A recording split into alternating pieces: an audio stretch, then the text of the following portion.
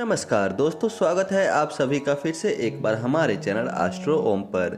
दोस्तों, चैत्र नवरात्रि की शुरुआत 22 मार्च 2023 से हो चुकी है, जो कि 30 मार्च 2023 के दिन समाप्त हो जाएगी। धर्मशास्त्र में विस्तार पूर्वक बताया गया है कि चैत्र नवरात्रि के दौरान माता दुर्गा प्रसन्न मुद्रा में रहती हैं। अगर ऐसे में माता रानी की थोड़ी सी भी पूजा साधना कर लेते हैं तो निश्चित रूप से माता रानी जी का आशीर्वाद और वरदान प्राप्त होगा। माता रानी नवरात्रि के 9 दिनों तक धरती में ब्राह्मण करती रहती हैं और अपने भक्तों के घर प्रवेश करती हैं।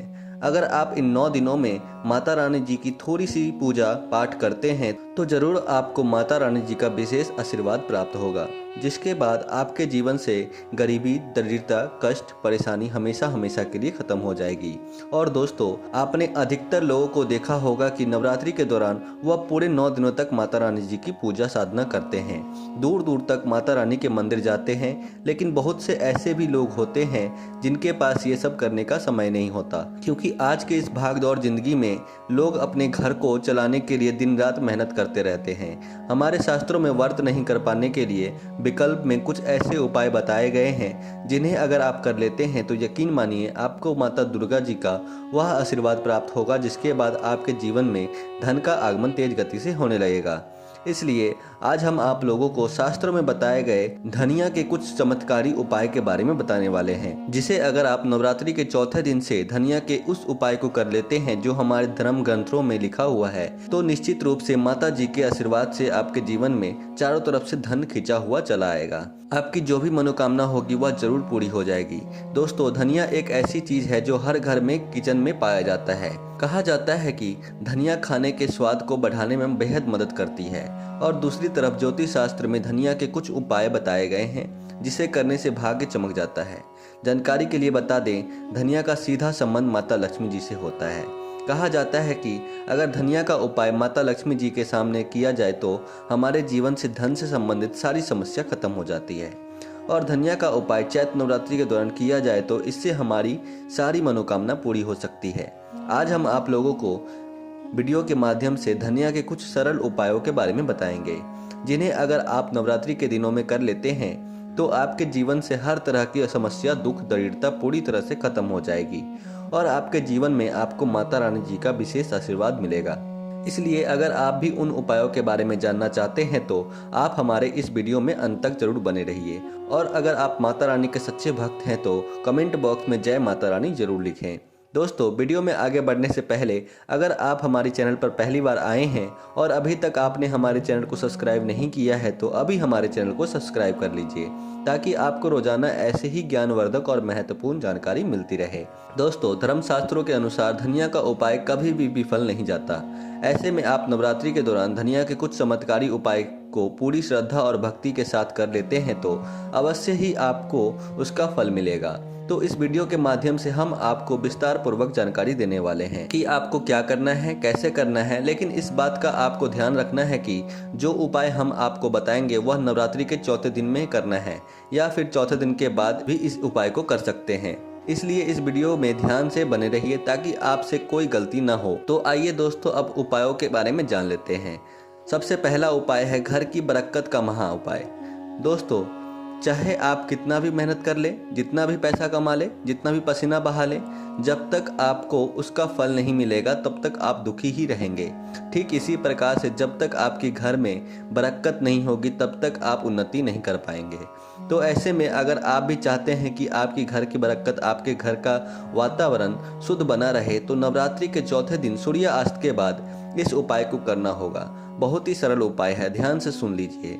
आप अपने आसपास की किसी मार्केट में चले जाइए और वहां से मिट्टी का छोटा सा बर्तन खरीद ले आइए। बर्तन को खरीद के लाने के बाद उस बर्तन में 1 मुट्ठी धनिया डालना है। हाँ, लेकिन बात का ध्यान रखना है कि हरी धनिया होनी चाहिए और फ्रेश धनिया होनी चाहिए। हरी धनिया डालने के बाद आपको उस मिट्टी के बर्तन के ऊपर लाल कपड़ा रखना है और उस लाल कपड़े को मौली धागे से बांध देना है।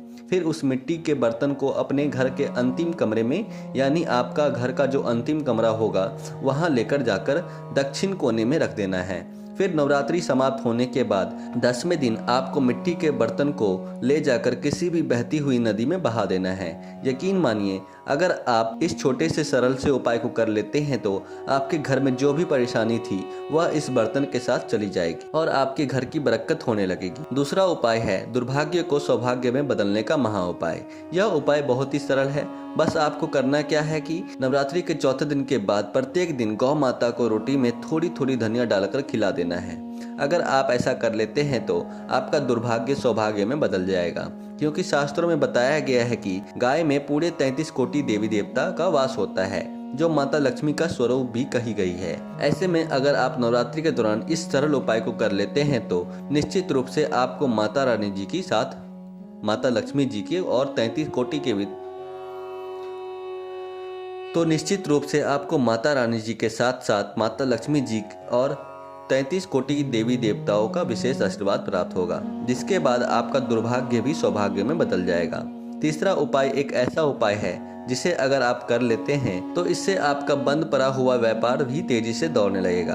अगर आपका व्यापार पहले से अच्छा चल रहा था लेकिन धीरे धीरे आपका व्यापार ठप पड़ गया है और आप दोबारा से चाहते हैं कि आपका व्यापार चल पड़े, तो इस उपाय को नवरात्रि के चौथे दिन के बाद किसी भी दिन कर लीजिए। आपको आधा टुकड़ा नारियल लेना है, हाँ, लेकिन आपको जटा वाला नारियल लेना है, हरे नारियल नहीं लेना है। फिर उस पूरे नारियल में आपको धनिया भर देनी है और उसे लाल कपड़े से लपेटकर मौली धागे से बांध लेनी है।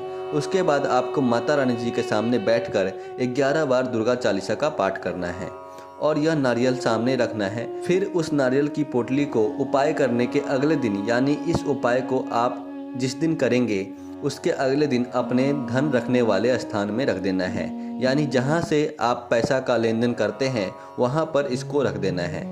अगर आप इस उपाय को कर लेते हैं तो माता रानी जी के आशीर्वाद से आपके व्यापार बिजनेस तेज गति से दौड़ने लगेगा, धन आने के सारे रास्ते खुल जाएंगे और आप अपने जीवन में बहुत ज्यादा तरक्की करते हुए नजर आएंगे। चौथी और आखिरी उपाय जो हम आपको बताने जा रहे हैं वह है धन प्राप्ति का सबसे चमत्कारी उपाय। अगर आप इस उपाय को कर लेते हैं तो आपको कभी भी धन से संबंधित समस्या नहीं होगी, चारों तरफ से धन खिंचा हुआ चला आएगा।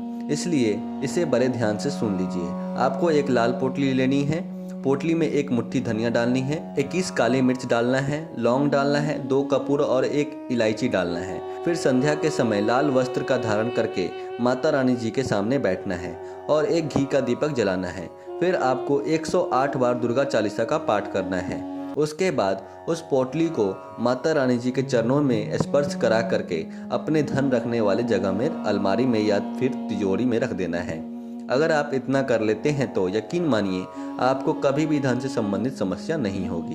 धन चारों ओर से खिंचा हुआ चला आएगा और आपका जीवन धन धान्य हो जाएगा। दोस्तों, आपको हमने जो जो उपाय बताए हैं उन्हें अगर आप पूरी श्रद्धा और विश्वास के साथ करते हैं तो निश्चित रूप से आपको माता रानी का विशेष आशीर्वाद प्राप्त होगा। आपको पूरी श्रद्धा और भक्ति के साथ इन उपायों को करना है। तो दोस्तों, आज के लिए बस इतना ही। फिर मुलाकात होगी एक नए और ताज़ा एपिसोड में। तब तक के लिए नमस्कार और धन्यवाद।